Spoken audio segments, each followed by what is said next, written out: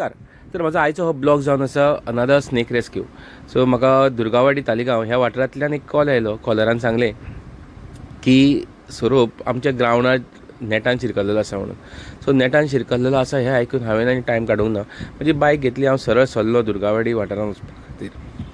सर कित्याक जो हो स्वरूप शिरकला आसतलो तो केन्ना शिरकला आसतलो. तेणें बाबड्यान खूब त्रास सुद्दां घेतला आसतले आपल्याक रिलीज जावपाक थंयच्यान, पूण कांय कारणां खातीर ते थंयच्यान भायर सरोंक शकना.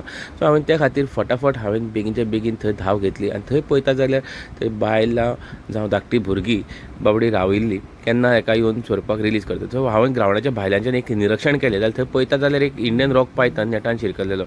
सो हांवें आनी टायम काडूंक ना, बेगीनच्या बेगीन हांव त्या ग्रावंडार सरलो आनी ताका रिलीज करपाचो हो प्रोसेस स्टार्ट केलो. तर हांव लोकां कडेन मागता की हे जे नेट आसा, फिशींग नेट, ते प्लीज तुमी ग्रावंडाक जे घालता पळय, खेळ जाल्या उपरांत मातशें 1 मिटर सुमार वयर काडून दवरात. कित्याक त्या हितून तांकां जे ग्रावंडार रातच्या वेळी जे आमचे रेप्टायल्स म्हणजे मनजात जी भोंवता तांकां वचपाक वाटचाल मेळटा, तेंच्या निसर्गान वचपाक ताका वाटचाल मेळटा. आनी कांय कारणांक कशें आहा, तांकां तें दिसना त्या खातीर ते वचून ते नेटान शिरकता आनी एकदां नेटान शिरकले की ते आपल्याक ट्राय करता थंयच्यान भायर काडपाक, पूण ते भायर काडना. तितून ते आनीक आपल्याक शिरकोवन घेता.